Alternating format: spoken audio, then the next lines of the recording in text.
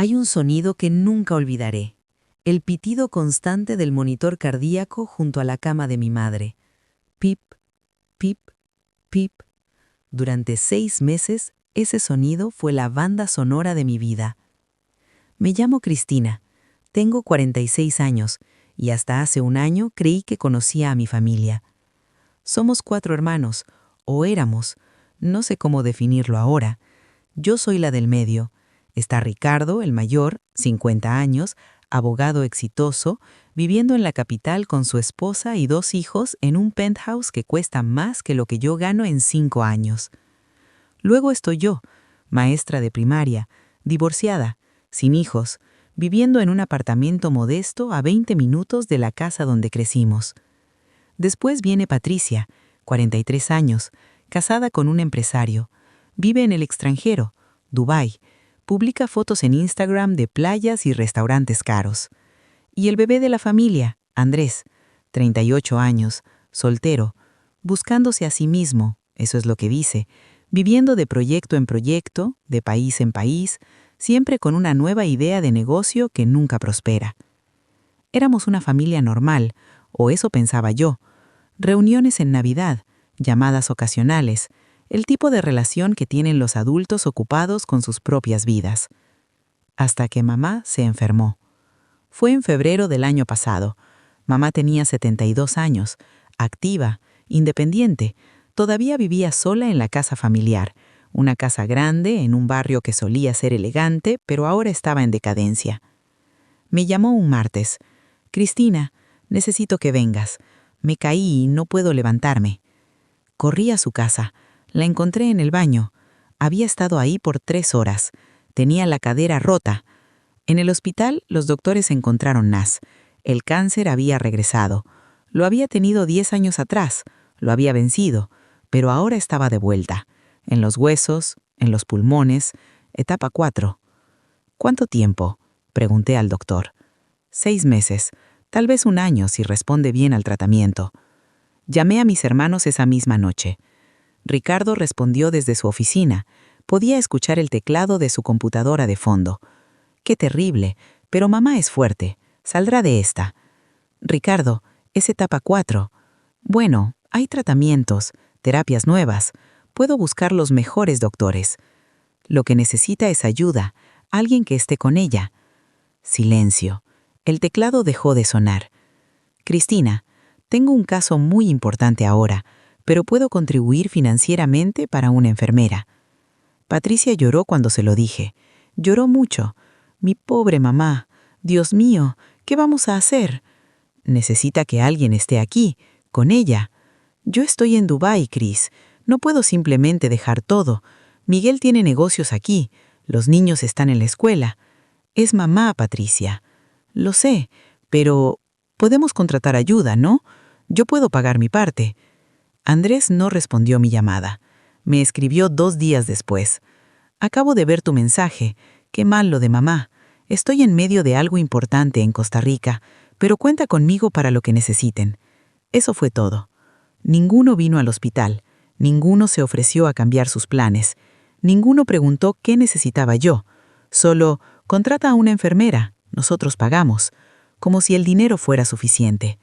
Mamá salió del hospital 3 semanas después, débil, asustada, necesitando ayuda para todo, bañarse, vestirse, comer.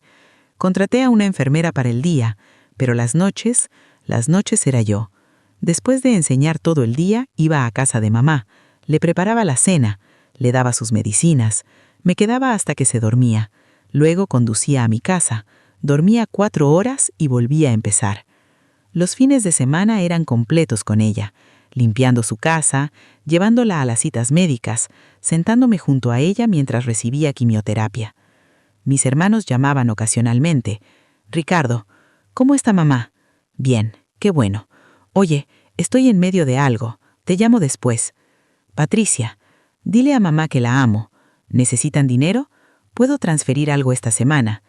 «Andrés, manda saludos a mamá. Estoy por cerrar un negocio increíble aquí. Pronto podré ayudar más».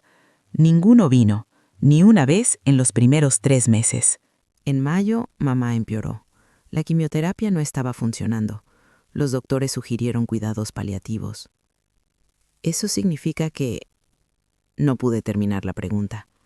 Significa que nos enfocamos en su comodidad, dijo el doctor gentilmente, en la calidad de sus días restantes. Esa noche llamé a mis hermanos, los 3 a la vez en una videollamada. Necesito que vengan, dije sin preámbulos. Mamá se está muriendo y necesita verlos. Ricardo suspiró. Cristina, no seas dramática. Mamá ha estado enferma antes.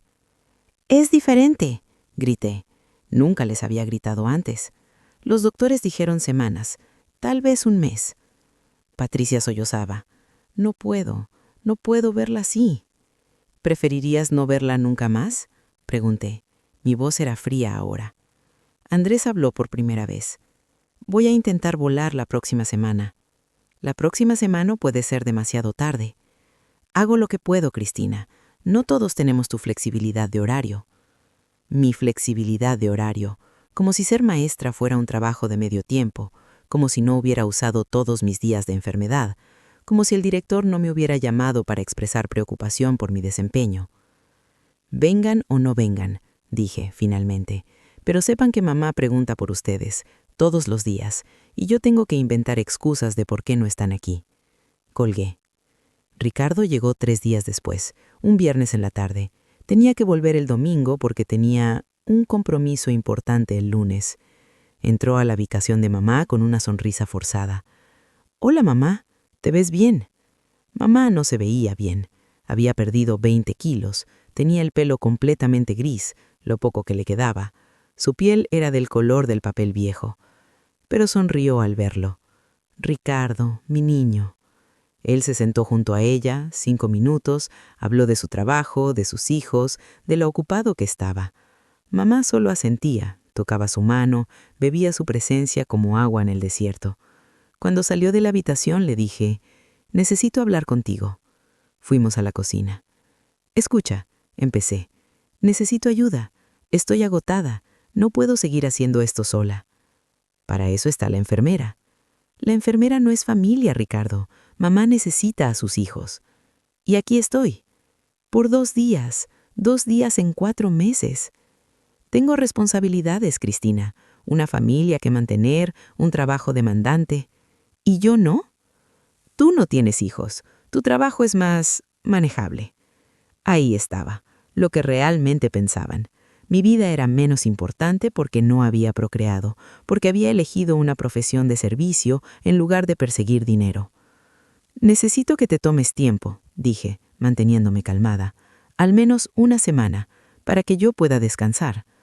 «No puedo, pero puedo aumentar mi contribución para la enfermera. ¿Qué tal si contratamos una nocturna también?» «No se trata de dinero». «Todo se trata de dinero, Cristina. Esa es la realidad». Se fue el domingo como había planeado. Mamá lloró cuando se despidió. Patricia nunca vino. Llamaba más seguido después de esa videollamada, pero siempre era lo mismo. «¿Cómo está mamá?» «Débil, con dolor, preguntando por ti». «Dile que la amo, que pienso en ella todo el tiempo». «Ven a decírselo tú». «No puedo, Cris, no puedo verla así. No puedo, me destruiría». Así que tu comodidad emocional era más importante que el consuelo de mamá. Eso es lo que no decía, pero lo pensaba. Andrés apareció en junio, sin avisar. Tocó la puerta un martes en la mañana. «Sorpresa», dijo con una sonrisa. «Vine a ayudar». Por 3 días estuvo ahí, hablando de sus proyectos, de sus ideas, de lo cerca que estaba de hacer algo grande. Mamá lo escuchaba con amor en los ojos, su bebé, su niño especial. El 4.º día me pidió dinero prestado. «Solo 1,000», dijo, «para cerrar un negocio. Te lo devuelvo en 2 semanas». «Andrés, estoy gastando todo mi sueldo en ayudar con los gastos de mamá». «Pero tú tienes acceso a las cuentas de mamá, ¿no?» «¿Qué?» «Bueno, alguien tiene que manejar sus finanzas ahora que está enferma. Pensé que eras tú». «Mamá maneja sus propias finanzas». «¿En serio? ¿Una mujer de 72 años con cáncer terminal?» Tenía razón, pero la manera en que lo dijo, como si yo estuviera siendo negligente. «Voy a hablar con ella», dije. Esa noche mamá y yo tuvimos una conversación difícil. «Necesito acceso a tus cuentas», le dije, «para pagar facturas, para manejar los gastos médicos». Mamá asintió. Está en el estudio, en el segundo cajón del escritorio, toda la información. Fui al estudio, un cuarto que no había entrado en años, lleno de papeles, archivos, recuerdos. Encontré el cajón.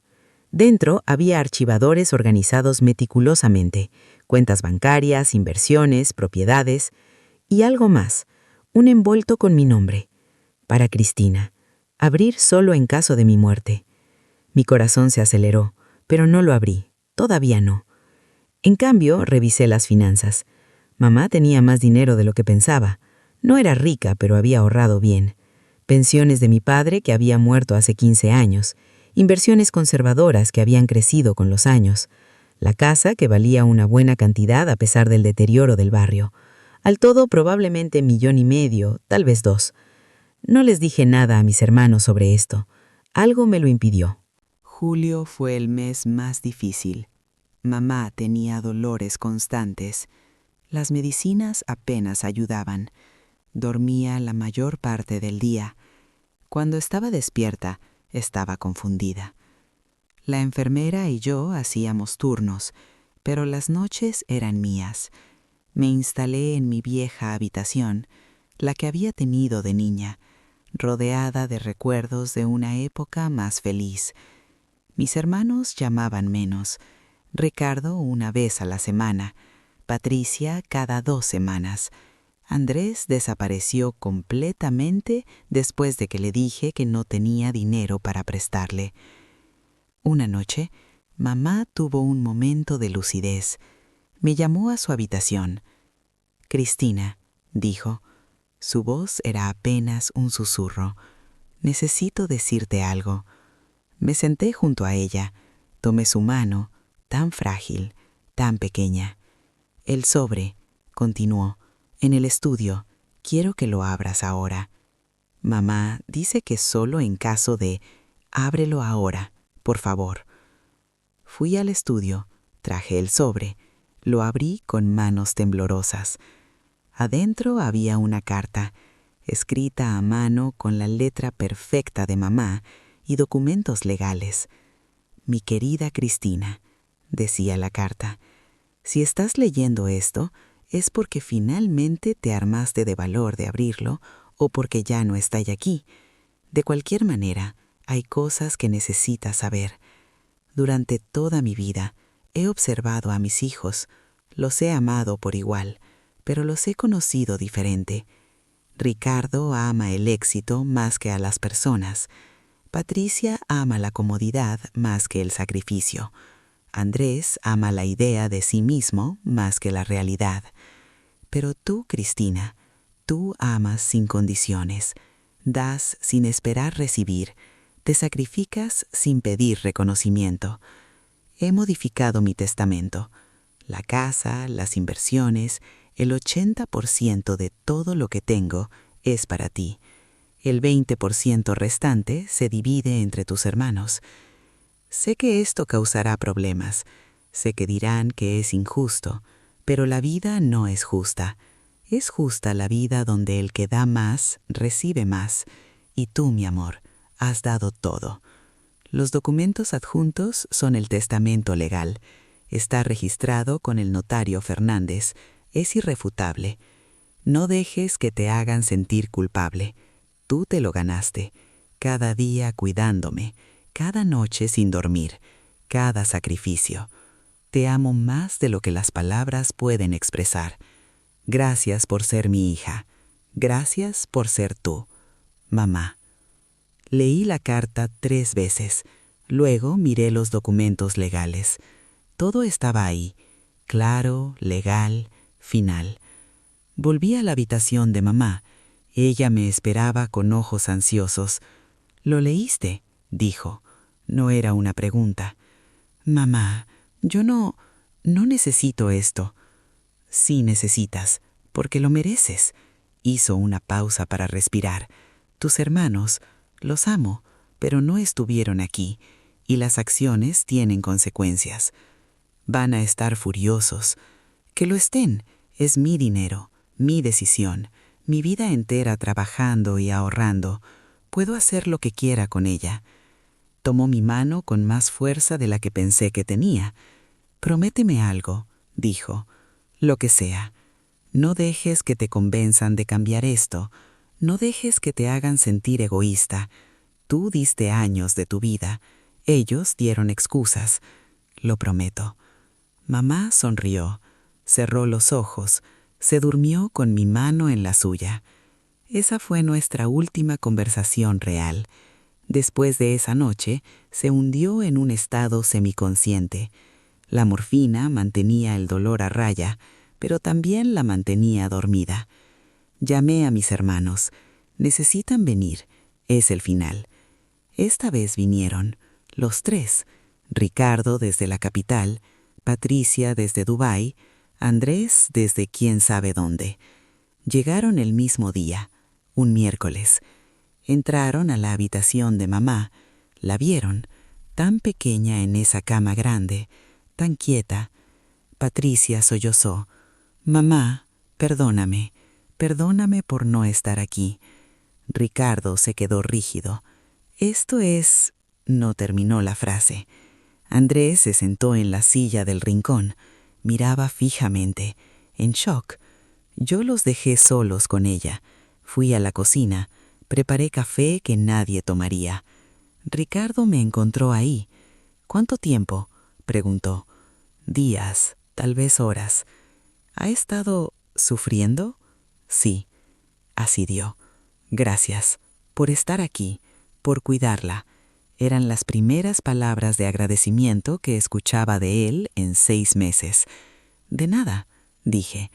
«Después de que todo esto termine, necesitamos hablar sobre los arreglos, el funeral, la casa, las finanzas». Claro, no le dije nada sobre el testamento. Todavía no. Mamá murió 2 días después, un viernes al amanecer. Yo estaba sosteniendo su mano. Mis hermanos dormían en sus viejas habitaciones.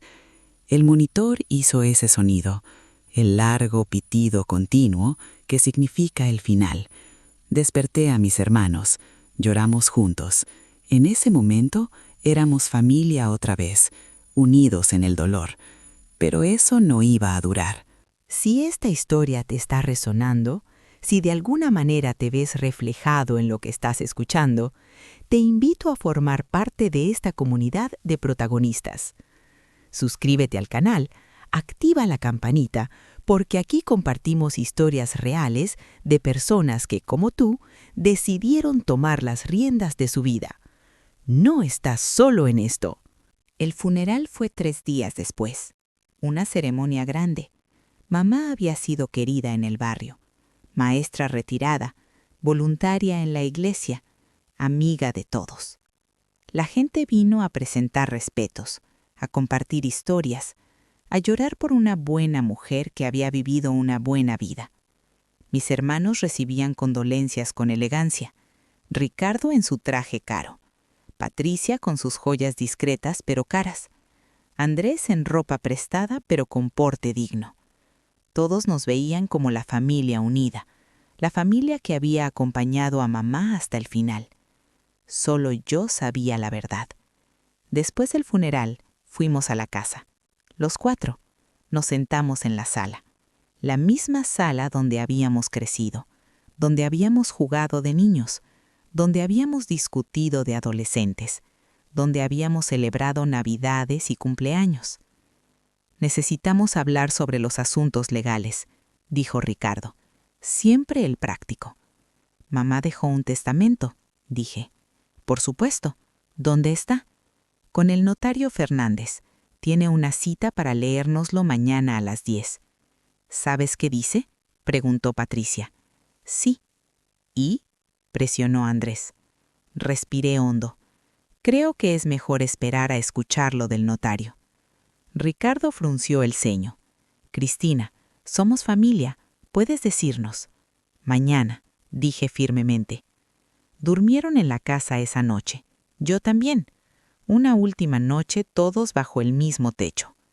A la mañana siguiente fuimos a la oficina del notario Fernández. Un hombre mayor, amable. Había conocido a mamá por años. «Lamento su pérdida», dijo. Su madre era una mujer extraordinaria. Nos sentamos. Él abrió el archivo. El testamento de la señora Mercedes Romero es claro y legal, comenzó. Fue actualizado hace 3 meses y está completamente registrado. Miré a mis hermanos. No sabían que mamá había cambiado el testamento tan recientemente. El notario continuó. La casa familiar ubicada en calle Olivos 342 pasa completamente a Cristina Romero. Silencio. Las cuentas de inversión, sumando aproximadamente 1.200.000, pasan completamente a Cristina Romero. Ricardo se movió en su silla. La cuenta de ahorros, sumando 300.000, pasan completamente a Cristina Romero. Patricia hizo un sonido ahogado. Las posesiones personales, muebles, joyas, fotografías, pasan completamente a Cristina Romero. Andrés se puso pálido. El 20% restante del patrimonio, sumando aproximadamente 400.000, se divide equitativamente entre Ricardo, Patricia y Andrés. Eso significa aproximadamente 133.000 para cada uno. El notario hizo una pausa. ¿Tienen alguna pregunta? Ricardo fue el primero en hablar. Su voz era controlada pero tensa. Tiene que haber un error. No hay error. El testamento es claro. 80% para Cristina. ¿Por qué? El notario miró sus papeles. Su madre dejó una carta explicativa. ¿Desean que la lea? Sí, dijo Patricia. Su voz temblaba. El notario abrió otro sobre. Leyó con voz clara. A mis hijos Ricardo, Patricia y Andrés. Los amo. Siempre los amaré. Pero el amor no significa ceguera. Durante 6 meses estuve enferma. Durante 6 meses necesité ayuda. Cristina estuvo ahí cada día, cada noche, sacrificando su trabajo, su salud, su vida. Enviaron dinero, enviaron excusas, enviaron llamadas ocasionales, pero no se enviaron a ustedes mismos. El dinero que les dejo es generoso considerando su ausencia. Cristina recibe más porque dio más. Es así de simple. Si tienen quejas, díganlas a mis cenizas, pero no molesten a su hermana. Ella se lo ganó. Con amor pero con decepción. Mamá. El silencio en esa oficina era ensordecedor. Luego Ricardo explotó. Esto es ridículo. Cristina, tú la manipulaste. Yo no hice nada, dije calmadamente. ¿No hiciste nada? Te quedaste con ella para asegurarte de quedarte con todo. Me quedé con ella porque nadie más lo hizo. Patricia lloraba ahora. Cristina, sabes que yo quería estar ahí, pero mi vida... Tu vida era más importante que mamá. Terminé por ella. Lo entiendo. No es justo, dijo Andrés. Nosotros también la amábamos. Pero no lo demostraron. Ricardo se puso de pie. Voy a pelear esto legalmente. Mamá claramente no estaba en sus facultades mentales. El notario intervino. Señor Romero, su madre fue evaluada por 2 médicos independientes cuando modificó su testamento. Ambos certificaron que estaba en pleno uso de sus facultades mentales. Esos reportes están adjuntos al testamento. Entonces la presionaron. Cristina la presionó. Cuidarla no es presión, dije. Mi voz seguía calmada. Por dentro estaba temblando. Estar ahí cuando todos ustedes no estaban no es manipulación. No todos podemos dejar nuestras vidas, gritó Patricia. Yo dejé la mía, respondí. Cada día, cada noche, durante 6 meses. Porque no tienes nada más, escupió Andrés. Sin esposo, sin hijos, tu trabajo mediocre de maestra. Claro que podías estar ahí. Ahí estaba, lo que realmente pensaban. Mi vida no valía nada porque no coincidía con sus definiciones de éxito. Me puse de pie. Mis condolencias, dije al notario. ¿Hay algo más que necesite de mí? No, por ahora. Le enviaré los documentos finales la semana que viene. Miré a mis hermanos. Mamá dejó su decisión. Pueden aceptarla o pueden pelear. pero no van a ganar, y van a perder lo poco de familia que nos queda. Salí de esa oficina con la cabeza alta. Ricardo contrató un abogado, intentó pelear el testamento, argumentó influencia indebida, incompetencia mental, manipulación. El juez revisó todos los documentos, los reportes médicos, los testimonios de la enfermera que había estado con mamá. El caso fue desestimado en 3 semanas. El testamento se mantuvo. Ricardo tuvo que pagar las costas legales, otros 20,000 que salieron de su parte de la herencia. Patricia intentó un acercamiento diferente. Me llamaba llorando. «Cristina, por favor, comparte conmigo, soy tu hermana». «Tú eres quien decidió que Dubái era más importante que mamá». «Eso no es justo, yo tenía responsabilidades». «Yo también, pero las puse en segundo lugar». «Miguel dice que si no obtengo mi parte justa, vamos a tener problemas financieros». «¿133,000 no es suficiente?» «No es lo que esperábamos». Ahí estaba la verdad. Habían contado con ese dinero, habían hecho planes, y ahora esos planes se derrumbaban. «Mamá tomó su decisión», dije. «Yo la respeto». Andrés fue el más directo. Me pidió que le diera su parte justa. «Tienes tu parte, 133,000. Cristina, vamos, somos 4 hermanos, deberíamos dividir todo en 4 partes iguales». «Entonces deberían haber estado aquí en partes iguales». «Yo vine, estuve 3 días». 3 días en 6 meses. Ricardo vino 2, Patricia 0. Yo estuve 180 días. «No todos podemos ser mártires como tú». «No soy mártir, soy hija. Hay una diferencia». Dejaron de hablarme después de eso. Bloquearon mi número, me borraron de redes sociales. Le dijeron a familiares y amigos que yo había manipulado a mamá. Algunos me creyeron, otros no. No importaba. Vendí la casa familiar. No podía vivir ahí. Demasiados recuerdos. Algunos buenos, muchos ahora amargos. La vendí por un buen precio. El barrio estaba gentrificándose. Jóvenes profesionales mudándose. Con ese dinero y las inversiones de mamá, tenía más de 2 millones.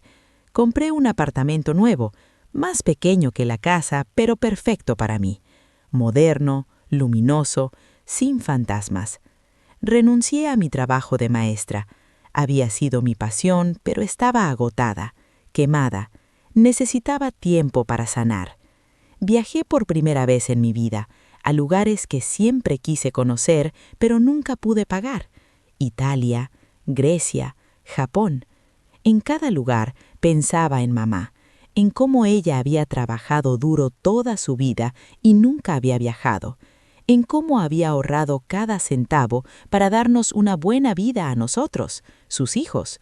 Y 3 de nosotros ni siquiera podíamos darle nuestro tiempo cuando más lo necesitaba.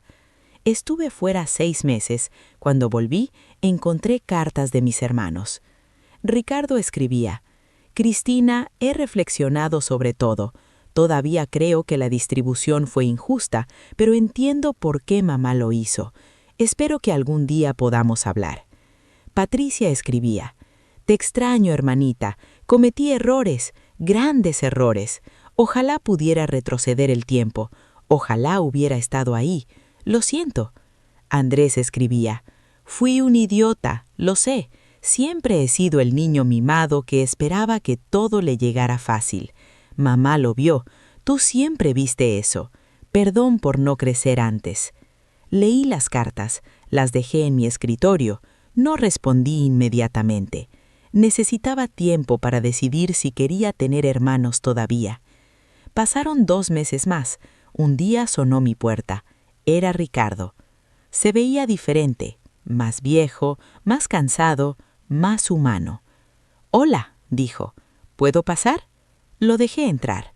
Nos sentamos en mi nueva sala. Él miraba alrededor. «Bonito lugar», dijo. «Gracias».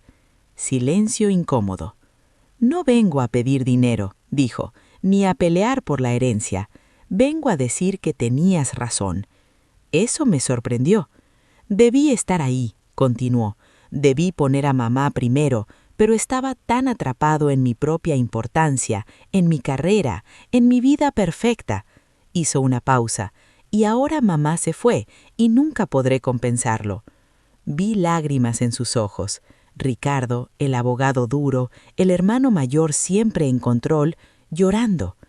Ella sabía que la amabas, dije suavemente, pero no lo demostré cuando importaba. No podía discutir eso. ¿Qué quieres de mí, Ricardo?, pregunté. Nada, solo perdón y tal vez, si es posible, una oportunidad de ser hermanos otra vez. Pensé en eso, en 20 años de ser hermanos antes de que mamá se enfermara, en los buenos tiempos que sí tuvimos. No va a ser como antes, dije. Lo sé, y no voy a pretender que lo que pasó no pasó. No te lo pido. Pero tampoco quiero vivir en enojo para siempre. Mamá no habría querido eso. Ricardo asintió. Ella siempre decía que la familia era lo más importante. Sí, pero también demostraba lo que decía. Esa era la diferencia. Nos quedamos hablando durante horas, realmente hablando, sin peleas, sin acusaciones, solo dos hermanos tratando de encontrar un camino de regreso el uno al otro. Patricia llamó 2 semanas después. Su voz sonaba quebrada. «Cristina, estoy en la ciudad. ¿Podemos vernos?» Nos encontramos en un café.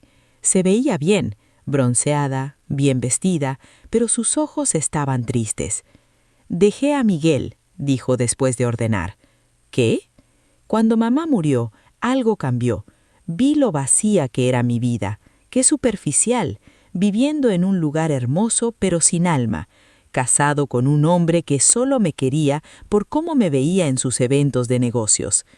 Patricia, tenías razón, debí estar ahí. Mamá me necesitaba y elegí la comodidad, y ahora vivo con esa culpa todos los días. Tomé su mano a través de la mesa. Mamá te amaba, hasta el final. Pero estaba decepcionada de mí. Su carta lo dejó claro. Sí, estaba decepcionada, pero también esperanzada de que aprendieras. Patricia lloró. ¿Aprendí demasiado tarde?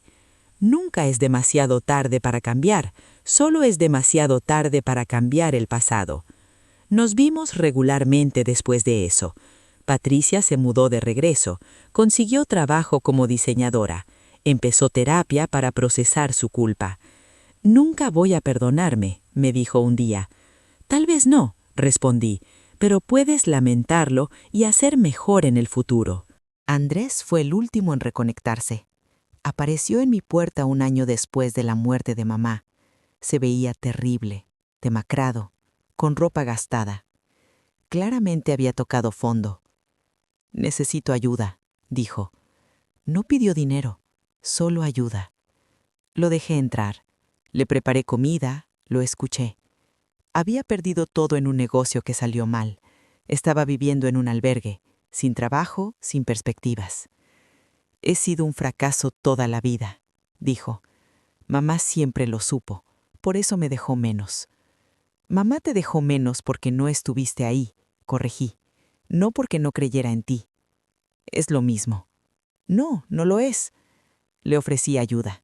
No dinero directamente, pero conexiones para trabajo, referencias, un lugar para quedarse mientras se enderezaba. «¿Por qué?», preguntó. «Después de cómo te traté». «Porque mamá querría que cuidara de mi hermano», dije. «Y porque a diferencia de ustedes, yo sí aprendí lo que ella enseñó. Familia significa estar ahí, especialmente cuando es difícil». Andrés trabajó duro, consiguió un trabajo estable, empezó a ahorrar, a pagar sus deudas. «Nunca voy a ser rico», me dijo un día, «pero tal vez puedo ser confiable». «Eso vale más», respondí. Hoy, 3 años después de la muerte de mamá, mis hermanos y yo tenemos una relación. No es perfecta, no es lo que era, pero es honesta. Nos vemos una vez al mes, cenamos juntos, hablamos, a veces sobre mamá, a veces sobre nuestras vidas. Ricardo tuvo problemas en su matrimonio. Su esposa casi lo dejó porque era un adicto al trabajo. Está en terapia ahora, aprendiendo a balancear. Patricia se volvió a casar, con alguien simple, un maestro como yo fui. Dice que es el hombre más bueno que ha conocido. Andrés es gerente de un almacén. No es glamoroso, pero es estable, y está orgulloso de ello. Yo volví a enseñar, pero medio tiempo, en una escuela pequeña, con niños que me necesitan. Uso el dinero de mamá para becas, para ayudar a familias que no pueden pagar cuidados médicos, para el tipo de causas que a mamá le habrían importado. No necesito mucho para vivir, nunca lo necesité. Lo que necesitaba era que mis hermanos vieran, que entendieran, que reconocieran lo que pasó. Y eventualmente lo hicieron. ¿Fue necesaria la herencia para eso? Tal vez el dinero fue la única manera de hacerlos ver la verdad, que no se trata de cuánto amas en palabras, se trata de cuánto amas en acciones. Mamá dio toda su vida por nosotros. Yo di 6 meses por ella. Mis hermanos dieron excusas. La herencia no fue venganza, fue consecuencia, fue justicia. Fue mamá haciendo una última lección desde su lecho de muerte. Y finalmente, 3 años tarde, mis hermanos la aprendieron. Visito la tumba de mamá cada semana. Le llevo flores, le cuento sobre mis hermanos, sobre cómo están cambiando, sobre cómo están tratando de ser mejores. Lo lograste, mamá, le digo al viento. Nos enseñaste hasta el final. A veces pienso en cómo sería si mamá hubiera dividido todo equitativamente, si hubiera ignorado nuestra ausencia. Habríamos tomado el dinero, nos habríamos alejado, cada uno a nuestras vidas, sin aprender nada. Pero mamá fue más sabia que eso. Sabía que el dinero podía ser una herramienta de enseñanza, una última oportunidad de mostrarnos quiénes éramos realmente. Y dolió, a todos, pero ese dolor nos hizo crecer. Ricardo es más humilde ahora, Patricia es más auténtica, Andrés es más responsable. Y yo aprendí que está bien recibir, que está bien ser recompensada por el sacrificio, que no tengo que ser mártir para ser buena. Mamá me dio más que dinero, me dio validación, me dio reconocimiento, me dio la confirmación de que lo que hice importó. Y eso, al final, vale más que cualquier herencia. Hoy, mientras escribo esto en mi diario, pienso en todas las familias que pasan por esto, la enfermedad, la ausencia, las excusas. Y quiero decirles, está bien poner límites, está bien esperar reciprocidad, está bien que las consecuencias sean reales. El amor no significa ser tapete, el amor significa ser honesto, incluso cuando duele. Mamá fue honesta hasta el final, y esa honestidad, aunque dolorosa, nos salvó como familia. No somos perfectos, pero somos reales, y eso es lo que mamá siempre quiso. Cierro mi diario, miro por la ventana de mi apartamento. El sol se está poniendo. Mañana es la cena mensual con mis hermanos. Ricardo va a cocinar. Patricia trae postre. Andrés trae vino. Yo traigo las fotos de mamá, para recordarnos de dónde venimos, de quién nos amó, de lo que aprendimos. Y en esos momentos, sentados alrededor de una mesa, compartiendo comida y historias, siento que mamá está ahí, orgullosa. No porque seamos perfectos, sino porque finalmente somos honestos. Y al final, eso es lo único que realmente importa. Y esa fue la historia de hoy. Gracias por ver hasta el final. Eso demuestra que usted valora historias reales, no solo entretenimiento vacío. Si le gustó, deje su like y suscríbase al canal, así no se pierde ninguno de los próximos relatos. Y mire, si usted también tiene una historia que contar, no la guarde solo para usted. Envíela al correo que está aquí en la descripción. Puede ser sobre familia, traición, superación, injusticia, lo que vivió y necesita compartir. Yo voy a leerla. Voy a cuidar de su historia con el respeto que merece. Porque recuerde, aquí usted es nuestro protagonista. Nos vemos en la próxima. Un abrazo, Clara.